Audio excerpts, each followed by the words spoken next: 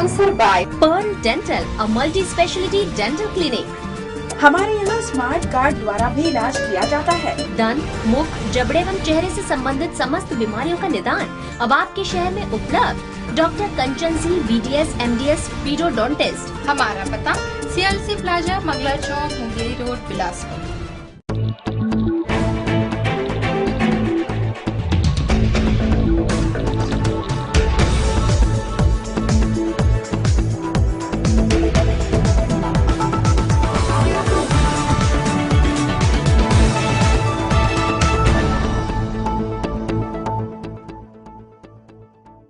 नमस्कार, आप देख रहे हैं सिटी न्यूज। मैं हूं रमा धिमान। आइए बुलेटिन की शुरुआत करें, लेकिन उससे पहले हेडलाइंस।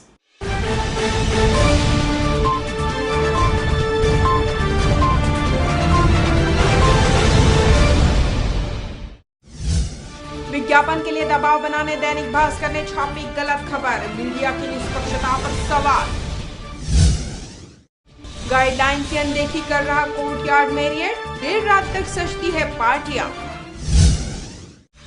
मुख्य सचिव ने ली अधिकारियों की क्लास, सूखा राहत और शासन की योजनाओं को लेकर दिए निर्देश। और ट्रेनों में लूट और पॉकेटमारी करने वाले 6 गिरफ्तार, बड़ी घटना को अंजाम देने के फिराक में थे आरोपी।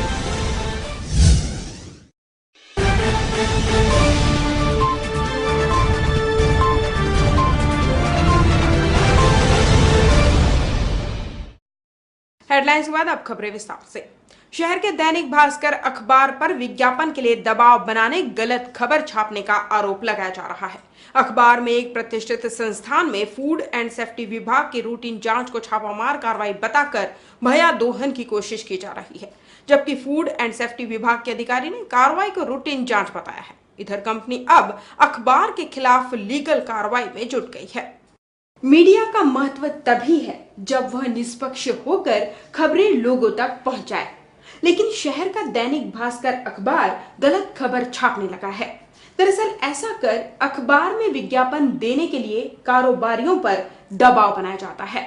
ऐसा ही एक मामला सामने आया जब बिलासा ड्रिंकिंग वाटर कंपनी के संचालक पर दीपावली में अखबार में विज्ञापन देने दबाव बनाया गया, लेकिन विज्ञापन न देने पर मंगलवार को बिलासा कंपनी पर फूड एंड सेफ्टी विभाग की रूटीन जांच को विभाग की छापामार कार्रवाई बता सैंपल जब्त किए जाने की गलत खबर छाप दी गई। हालांकि अधिकारियों ने इसे रूटीन जांच करा दिया है। रूटीन चेकअप होता है, ये तो कंटिन्यू हम लोग का काम ही है, हर महीने करना है। हम लोग को जो ऊपर से ऑर्डर मिलता है उसके बेस पे हम लोग कार्यवाही करते हैं। तो अभी चूंकि ये वाटर का मिला था तो उसके कारण हम लोग ये कार्रवाई चालू किए हैं और चलता रहेगा। ये रेड नहीं बोलना चाहिए, वो तो कंटिन्यू चेक तो होता ही है। फूड एंड सेफ्टी विभाग द्वारा इन दिनों फैक्ट्रियों में रूटीन जांच की जा रही है। इसी सिलसिले में विभाग की टीम ने सिरगिट्टी के मिक्सचर, पोहा, मुर्रा बनाने की फैक्ट्री भूमि इंडस्ट्रीज और अमित इंडस्ट्रीज समेत ड्रिंकिंग वाटर कंपनी में रूटीन जांच की और सैंपल लिए।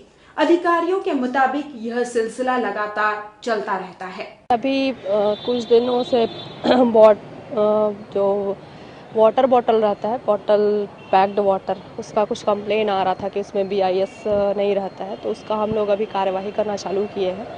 तो कल इसी क्रम में हम लोग मैब इंडस्ट्री करके जो है वहाँ सिरगिट्टी में, वहाँ हम लोग सैम्पलिंग किए हैं वाटर का।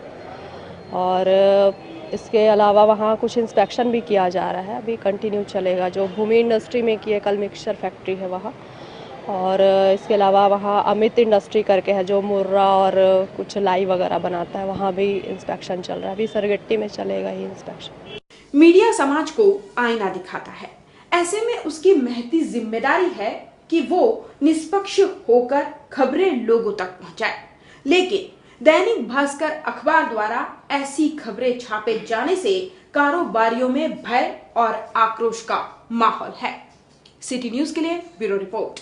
बिलासपुर शहर में बढ़ते अपराध के बीच यदि सबसे अधिक तेजी से कोई अपराध पनप रहा है तो वो अपराध जुआ और जिस्म फरोशी है।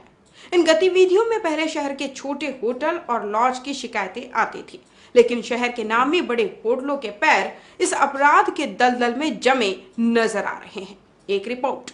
बिलासपुर शहर की आबो हवा को तेजी से अपनी गिरफ्त में लेने वाले जुए और जिस्म फरोशी के खेल ने शहर के नामी गिरामी होटलों को अपनी चपेट में ले लिया है। शहर में संचालित ज्यादातर आलीशान होटलों में रोजाना शाम होते ही वीआईपीज की महफिल जमती है और 52 परियों के खेल के साथ साथ जिस्म फरोशी रात होते होते अपने चरम पर पहुंच जाती है। होटल संचालकों के द्वारा प्रदान की जाने वाली ये सुविधाएं शहर के चुनिंदा लोगों के लिए होती है। न्यायधानी में बने इस आलीशान होटलों में रोजाना दिन रात अय्याशी और हवस का कैसा खेल खेला जाता है, इसका आप अंदाजा भी नहीं लगा सकते। अपने परिवार के साथ छुट्टियों के कुछ पल बिताने वाले शहर की भोली भाली जनता अनजाने में अपराध से सने आलीशान होटलों में पहुंचते हैं और उन्हें इस बात का जरा भी इल्म नहीं होता कि देर रात खूबसूरत सा दिखने वाला यह होटल नर्क में तब्दील हो जाता है। होटल प्रबंधन के द्वारा वेश्यावृत्ति करने वाली युवतियों को आए हुए वीआईपीज के लिए मुहैया कराई जाती है। इस दौरान नियमों को ताक पर रखकर सारी रात अवैध शराब के जाम छलकाए जाते हैं और शहर के इस आलीशान होटल को गर्म गोश्त का बाजार बना दिया जाता है। इन होटलों पर पुलिस की निगरानी किस प्रकार की जाती है, जरा आप भी सुनिए। जहाँ पर भी पुलिस को शिकायत मिलती है, जिस थाने क्षेत्र में इस प्रकार की कोई भी सूचना हमारे पास आती है, हम तुरंत कार्रवाई करते हैं और बहुत सारी कार्रवाई हुई भी हैं। तो जैसे ही सूचना मिलती है पुलिस बिल्कुल एक्टिवनेस के साथ काम करती है। साथ ही जो आप बोल रहे हैं कि जिसमें कोई देह व्यापार के संबंध में भी सूचना आती है, उसमें भी हमने ला के जो भी शहरी क्षेत्र है वहाँ पर पीटा एक्ट के तहत कार्रवाई किए हैं और जो बाहरी आउटर एरिया में वहाँ पर चूँकि पीटा एक्ट लागू नहीं है तो इसमें 151 के तहत कार्रवाई की जाती है, जो भी संदिग्ध गतिविधियों में पाए जाने के कारण। तो इस प्रकार से लगातार कार्रवाई चलती रहती है और पुलिस सक्रिय रहती है इसमें। पुलिस के अनुसार सभी होटलों में बाकायदा नजर रखी जा रही है। होटल प्रबंधन होटलों में आने जाने वाले लोगों की रोजाना जानकारी दे रहे हैं, लेकिन जिस्म फरोशी में लिप्त इन आलीशान होटलों में पुलिस की दबिश कार्रवाई कभी भी सुनने को नहीं मिलती। इसके पीछे की वजह क्या है, ये सोचने का विषय है। सिटी न्यूज ने शहर के आवाम से इस अपराध को बेपर्दा करने का बीड़ा उठाया है, जिसकी शुरुआत इस खबर के साथ होती है। Bureau report, city news. Bilaspur शहर में 3 स्टार और 5 स्टार सुविधाओं के नाम पर शुरू किया गया मेरियट कोर्टयार्ड होटल सिवाय खोखले दावों के कुछ नहीं है। होटल व्यवसाय में उतरे मेरियट कोर्टयार्ड के बिलासपुर सेंटर में फर्म के नाम को भी धूमिल किया जा रहा है। इंटरनेशनल ब्रांड के नाम पर यहाँ लोकल सर्विस से भी घटिया सर्विस प्रदान की जा रही है। वहीं शहर वासियों की संतुष्टि को भी दरकिनार किया जा रहा है। हाई फाई कर्मचारियों की तैनाती कर होटल में सेवाओं के नाम पर शहर वासियों को लूटा जा रहा है। बिलासपुर शहर में और भी होटल संचालित है, लेकिन इस होटल में सिवाय छलावा के और कुछ नहीं। लिहाजा शहर वासियों को ऐसे होटल और उसके प्रबंधन के छलावे से बचने की आवश्यकता है। बिलासपुर यूनिवर्सिटी के अंतर्गत आने वाले कॉलेजों में अब रेगुलर परीक्षा फॉर्म की खिड़कियां खुल गई है। छात्र छात्राओं की लंबी कतारें फॉर्म प्राप्त कर नियमित परीक्षा में शामिल होने खासे उत्साहित नजर आ रहे हैं। प्राइवेट फॉर्म की मारामारी के बाद अब रेगुलर फॉर्म में ब्लैक के साए फिलहाल तो नहीं मंडरा रहे, लेकिन अंतिम तारीखों के नजदीक आते आते व्यवस्था की सूरत बिगड़ सकती है। प्राइवेट फॉर्म बिक्री बंद होने के बाद अब बिलासपुर यूनिवर्सिटी के कॉलेजों में रेगुलर परीक्षाओं के फॉर्म मिलने लगे हैं। हालांकि फॉर्म वितरण के लिए सप्ताह भर पहले ही बिलासपुर यूनिवर्सिटी से आदेश आ चुके थे, लेकिन कॉलेज प्रबंधनों ने व्यवस्था को ध्यान में रखते हुए इसकी शुरुआत गुरुवार से करने का निर्णय लिया। अलग अलग एकल खिड़कियों पर बीए, बीकॉम, बीएससी के फॉर्म दिए जा रहे हैं, जिनके शुल्क परीक्षा शुल्क समेत 2,700 से 8,000 तक है। फॉर्म 26 नवंबर तक दिए जाएंगे। अंतिम तिथि 26 तारीख तक है और 3 तारीख तक 100 रुपये विलम्ब शुल्क के साथ दिया जाएगा। फॉर्म के वितरण के लिए 3 सेक्शन अलग अलग बना दिए, आर्ट्स अलग, कॉमर्स अलग और साइंस अलग। तीनों काउंटर में फीस जमा होकर फॉर्म प्राप्त हो रहे हैं। डीपी कॉलेज में व्यवस्थित तरीके से फॉर्म की बिक्री शांतिपूर्ण ढंग से जारी है। वहीं एनी कॉलेजों में भी फॉर्म वितरण होते रहे। प्राइवेट परीक्षा के फॉर्मों को लेकर कालाबाजारी में अव्वल रहे एसबीआर कॉलेज में शहर के अन्य कॉलेजों की अपेक्षा रेगुलर परीक्षार्थियों की संख्या कम आकी जा रही है। अंतिम तारीख के नजदीक आते आते फॉर्मों को लेकर ब्लैक जैसी नौबत ना बने, इसके लिए कॉलेज प्रबंधन कड़ी निगरानी कर रहा है। सिटी न्यूज के लिए कैमरा पर्सन सतीश बाटवे और आकाश दत्त मिश्रा के साथ ब्यूरो रिपोर्ट।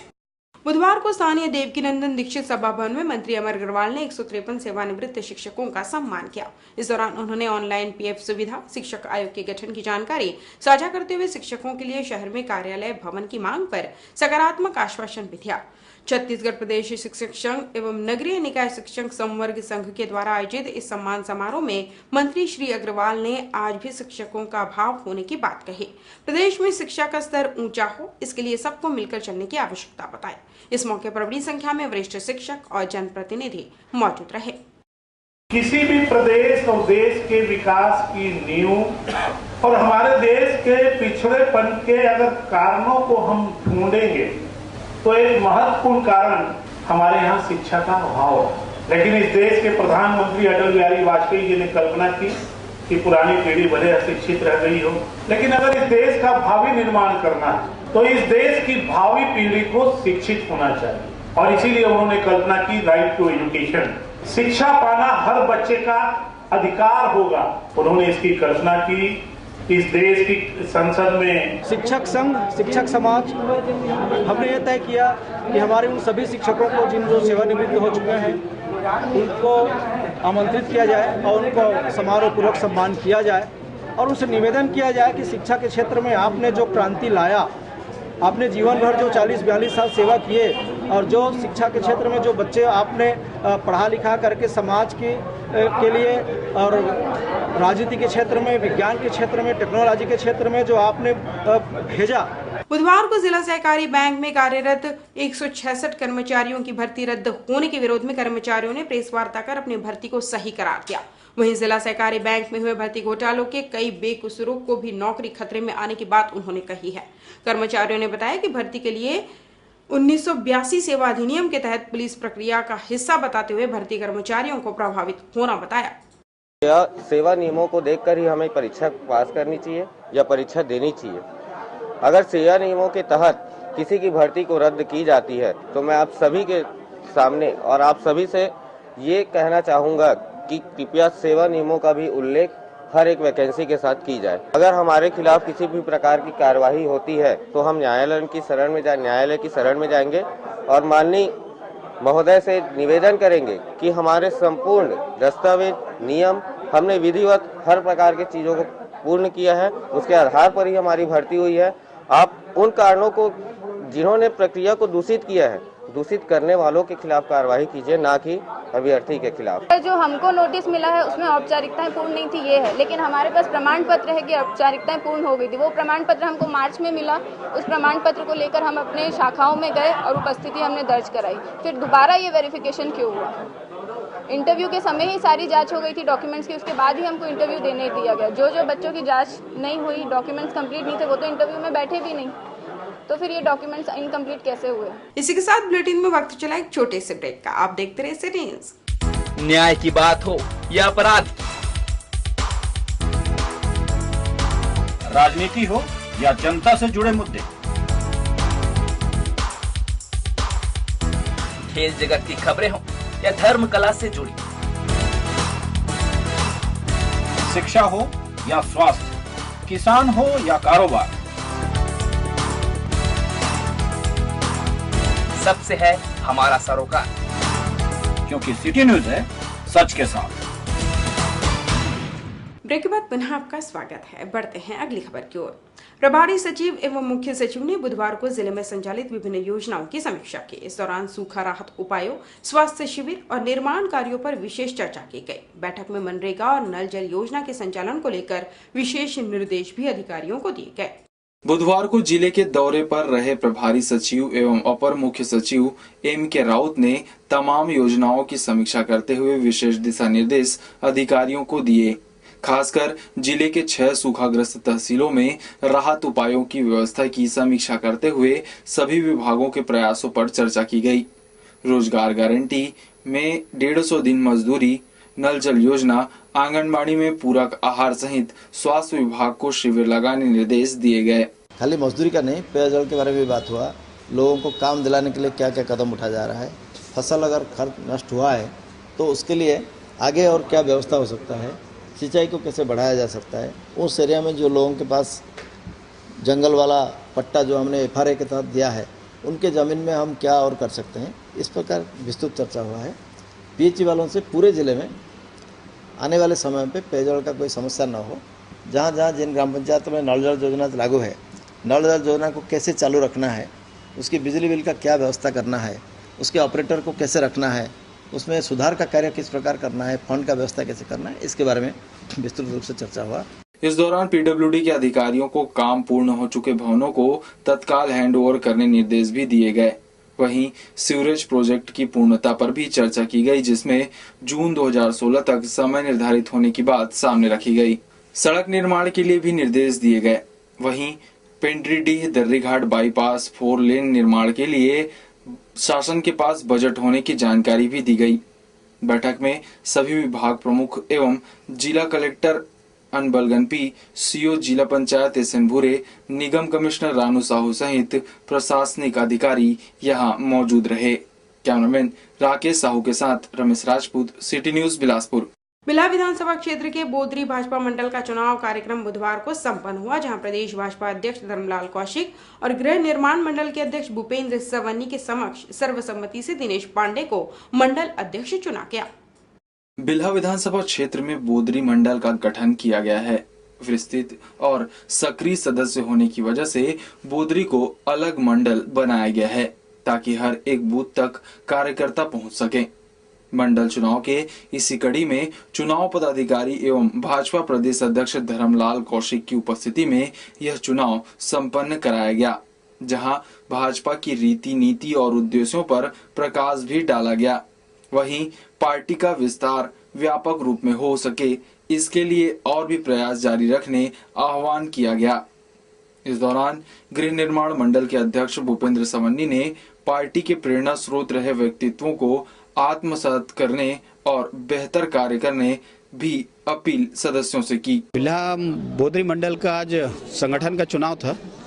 सर्वसम्मति से कार्यकर्ता सब यहाँ उपस्थित हुए हैं और सर्वसम्मति से अध्यक्ष दिनेश पांडे जी को बनाए गए हैं। मैं उनको बहुत बहुत बधाई देता हूँ। साथ ही अपेक्षा भी है कि इस मंडल के भारतीय जनता पार्टी को गांव-गांव तक पहुंचाए और सरकार की योजनाओं का क्रियान्वयन उसमें सहभागी और उसको उपभोक्ता तक, हितग्राही तक उनको ले जाने में मार्गदर्शन एवं सहयोग करें, ताकि पार्टी की स्थिति और मजबूत हो। कार्यकारिणी का भी सर्वसम्मति से गठन हुआ है। बिल्हा विधानसभा क्षेत्र में स्वाभाविक रूप से आदरणीय धर्म भैया के नेतृत्व मार्गदर्शन में हमेशा से आम सहमति से यहाँ चुनाव होते रहे हैं और आज भी आप लोगों ने स्वयं देखा होगा कि 5 मिनट के अंदर यहाँ के मंडल अध्यक्ष श्री दिनेश पांडे जी बनाए गए हैं। निश्चित रूप से हम सब मिलकर भारतीय जनता पार्टी को प्रदेश में आगे बढ़ाने के लिए और जिले में आगे बढ़ाने के लिए, क्षेत्र में आगे बढ़ाने के लिए मिलजुल के कार्य करते रहेंगे। वहीं इस दौरान सर्वसम्मति से मंडल अध्यक्ष चुने गए दिनेश पांडे ने अपनी जिम्मेदारी पूरी ईमानदारी और विश्वास बनाए रखते हुए पूरी करने की बात कही। हमारे ग्राम से नगर तक, नगर से शहर से जिला, जिला से प्रदेश तक अपना संदेश भेज सके कि भारतीय जनता पार्टी बहुत अच्छा नेक काम कार्य कर रही है, अच्छा कार्य कर रहे हैं। ग्राम के विकास, नगर के विकास और देश के विकास में ऐसा कार्य हो, ये मेरे इकाई वार्ड के अध्यक्ष कार्यकर्ता काम करें, यही मैं अपना संदेश दूंगा और इसमें मैं संलग्न रहूंगा, उनका सहयोग करूंगा। पार्टी का विस्तार हर एक बूथ तक हो और युवा सदस्यों के अलावा वरिष्ठ भी इसमें शामिल रहें। इसी उद्देश्य के साथ मंडल स्तरों पर नींव को मजबूत कर यह प्रयास किया जा रहा है। कैमरामैन राकेश साहू के साथ रमेश राजपूत, सिटी न्यूज बिलासपुर। मां के निधन के बाद मुंगेली में अपने नाना नानी के घर रह रही बच्ची को लेने जब बच्ची के पिता व दादा घर पहुंचे तो इस मामले ने विवाद का रूप धारण कर लिया। विवाद की स्थिति को बढ़ता देख पड़ोसियों ने मामले में हस्तक्षेप किया और मामला शांत कराया। बहरहाल पिता व दादा को कोतवाली पुलिस के हवाले कर दिया गया है। पुलिस मामला दर्ज कर विवेचना में जुट गई है। पापा कैसे मार रहे थे? और आज पापा आए थे, क्या बोल रहे थे? कुछ नहीं बोले। ऊपर नहीं आया। घर में मारते थे? कैसे मारते थे? रायपुर में उसका इलाज कराए, ये लोग देखने तक के नहीं आए। 45 दिन तक मौत और जिंदगी से मेरी बहन संघर्ष की, ये लोग उसके काठी माटी में भी नहीं आए और आज अचानक हमारे घर में धावा बोल दिए। घर में कोई नहीं था और ये घर में अचानक बाप बेटा आए और गाली गलौज करने लगे और महिलाओं के साथ मारपीट करने लगे और बच्ची को जबरदस्ती ले जाने लगे। फिर हमें पता चला तो हम आए और मोहल्ले वासियों के साथ मिलकर इनको थाना में लेके आए और थाना में इतला किए, मामला दर्ज करवाए हैं। मुगली वार्ड नंबर 7 वार्ड पार्षद अरविंद भाई वैष्णव, उनकी बहन स्वर्गीय श्रीमती शशि वैष्णव सारा गाँव जिला बलौदाबाजार शादी होकर गई थी। रायपुर में इलाज कराया, रायपुर में इलाज मौत हो गई है। मौत होने के बाद उसकी क्रियाक्रम भी हो चुका है, दशगात वगैरह भी हो गया है। तो उसकी 5 साल की 4-5 साल की बच्ची है। उसको आज उसके पिता लड़की के पति मतलब उसके पिता और उसके दादा लेने आए थे तो उनके वैष्णव जी के घर पास गाली गुप्ता वगैरह तोड़ फोड़ खोटे काम बता होने के पकड़ के लाया तो पुष्कर थाना, तो उसमें हम लोग प्रतिबंधक कार्य कर रहे हैं, गिरफ्तारी कर ली है। पथरिया के नेहरू स्टेडियम में मीना बाजार में अवैध रूप से चल रहे कैसीनो की सूचना पर पुलिस ने कार्रवाई करते हुए 5 आरोपियों को गिरफ्तार किया है। पकड़े गए आरोपियों से लूडो, चक्री व 2500 रुपए नगद बरामद किए गए हैं। मुखबिर द्वारा सूचना मिली थी कि मीना बाजार में जुआ खिला रहे हैं, वहां के मीना बाजार जो लगाए हैं वो सब। तो पुलिस अधीक्षक महोदय के मार्गदर्शन में और वरिष्ठ अधिकारियों के मार्गदर्शन में आकर क्राइम ब्रांच और पथरिया पुलिस के संयुक्त जाकर मतलब उनके रेड किया गया और उनसे करीब 2500 रुपया बरामद किया गया है। 5 आरोपी हैं और 2 प्रकरण बनाया गया है 13 जुआ एक्ट के तहत। जीआरपी और आरपीएफ के जवानों ने घेराबंदी कर पॉकेटमार गिरोह का पर्दाफाश कर आदतन बदमाशों को गिरफ्त में लिया है। बताया जा रहा है कि पकड़े गए आरोपी दूसरे जिले से हैं और शहर में बड़ी लूट की घटना को अंजाम देने की मंशा से आए हुए थे। मुखबिर की सूचना पर संयुक्त टीम ने बिलासपुर स्टेशन पर ही इन्हें पकड़ लिया। पकड़े गए आरोपियों में शेख नजरुद्दीन, विवेक सोनी, गणेश सोनी, धर्मलाल जो रायगढ़ जिले के मूलतः रहने वाले हैं। इनके अलावा कृष्णा सारथी, कालू सारथी, जग्गू, ब्रिज किशोर और राम सुंदर की तलाश की जा रही है। पूछताछ में इन्होंने अपनी प्लानिंग की जानकारी पुलिस को दी, जो पहले भी कई घटनाओं को अंजाम दे चुके हैं। इनके पास से एक चाकू, मिर्च पाउडर, पेचकस जैसे हथियार पुलिस ने बरामद कर धारा 401 के तहत कार्रवाई की है। पुलिस इसे बड़ी सफलता मानकर संदिग्धों की धरपकड़ जारी रखने की बात कह रही है। मुखबिर सूचना मिला कि प्लेटफॉर्म नंबर 6 पे कुछ संदिग्ध बदमाश मतलब अपनी योजना बना रहे हैं चोरी का। इस पर से हमारा जीआरपी का टीम और आरपीएफ की टीम संयुक्त रूप से घेराबंदी कर उनको पकड़े और उनको पूछताछ किए। तो उसमें ये आदतन बदमाश हैं, ये शेख नजरुद्दीन और ये विवेक वैष्णव, गणेश सोनी, ये आदतन बदमाश हैं। इनके ऊपर 401 की कार्रवाई की जा रही है। मंगलवार देर शाम पानी में घंटों खड़े होकर व्रतियों ने हाथों में सूपा लिए सूर्यदेव की विदाई बेला का इंतजार किया। जैसे जैसे सूर्यदेव नजरों से ओझल होने लगे वैसे वैसे ही सैकड़ों हाथ मंगल कलश के साथ अर्घ्य देने के लिए उठे और सभी महिलाओं ने छठ मैया को याद किया। वहीं बुधवार की सुबह एक बार फिर से श्रद्धालु छठ घाट पर उपस्थित होकर उदयमान सूर्य को अर्घ्य दिए। साथ ही महिलाओं ने दीपदान किया। इसमें भोर में सूर्य नारायण की पहली झलक पाने के लिए छठ घाट में भक्तों का रेला लगा रहा। उदयमान सूर्य को अर्घ्य देने के साथ ही 36 घंटों से चली आ रही व्रतियों की तपस्या भी पूर्ण हुई। सूर्य को अर्घ्य देने के बाद सभी ने एक दूसरे को छठ पूजा की बधाई और उज्जवल भविष्य की कामना की। छठ पूजा वही शाम को सूर्य पूजा करते हैं, वो ठेकुआ को ले आते हैं, बनाते हैं और फल ले आते हैं और सूर्य भगवान को अर्घ देते हैं। फिर सुबह में आते हैं, फिर सुबह सूर्य अर्घ देते हैं। 3 दिन का यहाँ छठ पूजा का कार्यक्रम छठ घाट में आयोजित किया गया था और इसमें सुरक्षा व्यवस्था पर्याप्त लगाई गई थी। इसके अलावा जो गोताखोर होते होमगार्ड के वो भी लगाए गए थे। ट्रैफिक के लिए अलग अलग पार्किंग की व्यवस्था की गई थी जिससे कहीं भी कोई ट्रैफिक के जाम या समस्या नहीं होती। कुल मिला के जो छठ पूजा है वो शांतिपूर्ण संपन्न हुई। गौरतलब है कि बिहार झारखंड का प्रमुख लोक पर्व छठ पूजा अब छत्तीसगढ़ में भी प्रसिद्धि प्राप्त करने लगा है। इस पर्व को मूल स्थान की तरह ही सम्मान और आस्था भरा माहौल छत्तीसगढ़ में मिल रहा है। व्रतियों के लिए विशेष रूप से छठ घाटों का निर्माण कराया गया है। उपासना के महापर्व पर नैला में रामप्रसाद तालाब, लछनपुर में हसदेव तट की शोभा देखते ही बन रहे थे। छठ गीत की स्वर लहरियों के साथ ही सूर्योपासना से क्षेत्र का माहौल भक्तिमय बन जाता है। चांपा में छठ घाट पर पूर्वांचल समाज के द्वारा आयोजित कार्यक्रम में जनप्रतिनिधियों ने पहुंचकर छठ पर्व की शुभकामनाएं दी। सूर्य देव को हम कहते हैं कि साक्षात, जिसका हम हर रोज नई सुबह के साथ दर्शन करते हैं। साक्षात हमारे देवता है, साक्षात हमारे भगवान है, हम सबके सामने वो रहते हैं। ऐसे